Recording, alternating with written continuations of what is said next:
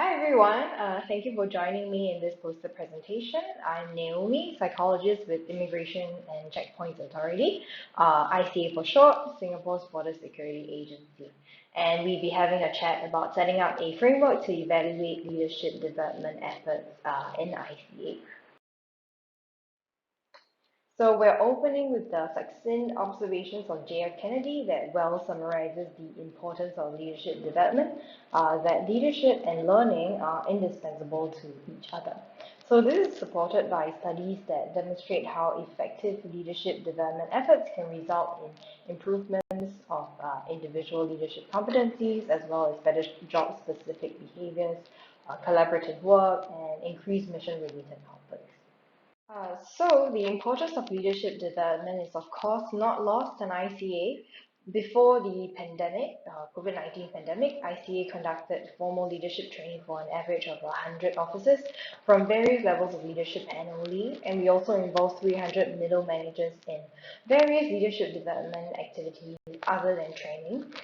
In a year, involvement in leadership development efforts take up at least 14,000 man hours for officers from the levels of team leaders to middle managers altogether. So if you'd like to know a little bit more about our developmental initiatives, you may head over to my colleague, Ms. Leong Sok Yee's synchronous presentation, where she will be speaking about the ICA Leadership Developmental Framework, ILDF for short. Nonetheless, suffice to say that much effort has been put into leadership development in ICA, but despite the importance placed on leadership development, the field of border security is also very operational in nature. So in 2019, before the pandemic, ICA saw approximately 217 million travelers and 10.6 million consignments across our borders.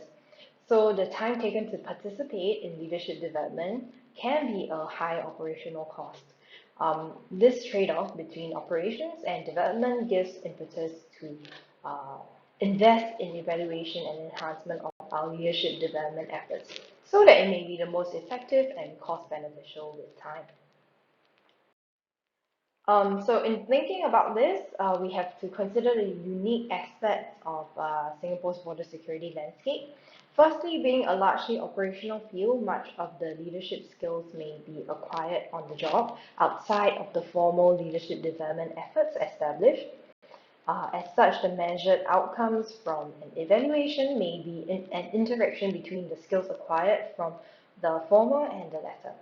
So additionally, leadership development programs are conducted by different stakeholders and thus may already have differing leadership development goals and methods of evaluation. So with these aspects in mind, we established a leadership evaluation framework for ICA, ILDF for short. The framework aims to guide evaluators in the organization on the 5 elements to consider when evaluating leadership development efforts for success. Yeah, so the first 2 elements, reaction and learning, are grouped under the area of process impact.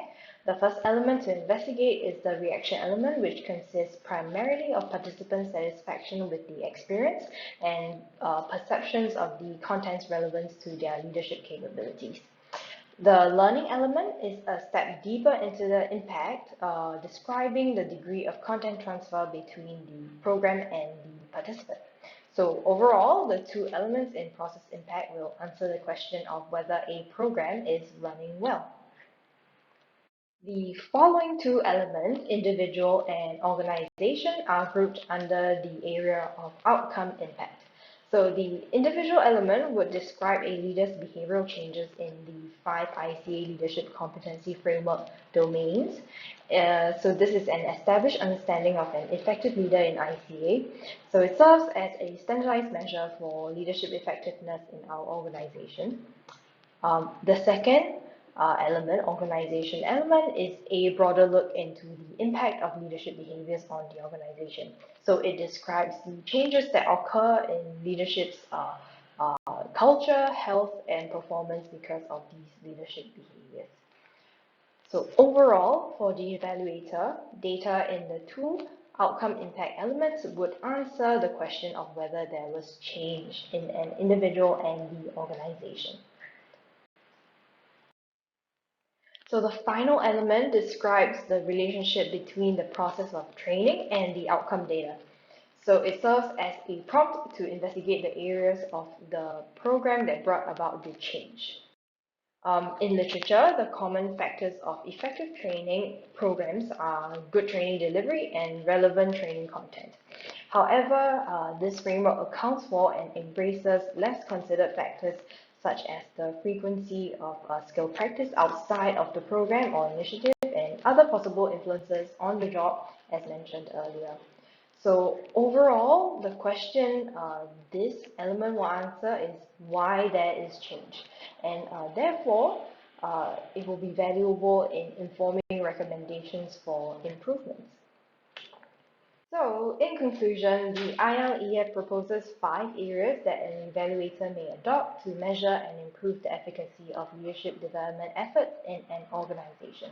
The next steps would be to operationalize the framework. In doing so, a key consideration would be the available resources for evaluation. Thus, an evaluator does not have to address all 5 elements of evaluation simultaneously. Rather, each element of data can and should be collected sequentially to spread out resources.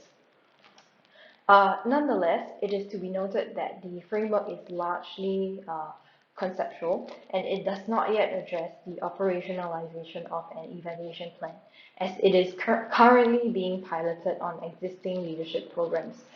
For more immediate information on structuring an evaluation plan, you may consider the logic model by the W.K. Kellogg Foundation. So this model is a conscious process of creating an explicit understanding of challenges ahead, the resources available, and the timetable in which to hit these various targets. Finally, although evaluation is typically quite resource intensive, in the long term, the evaluation data may also serve another function of systematically monitoring the organization's leadership health, aside from the usual outputs of performance. So this gives organizations the ability to make more targeted improvements to development efforts. And with this, I end my poster presentation. Thank you so much for joining me. You may drop me an email if you have more questions, and that can be found in the first slide. So thank you.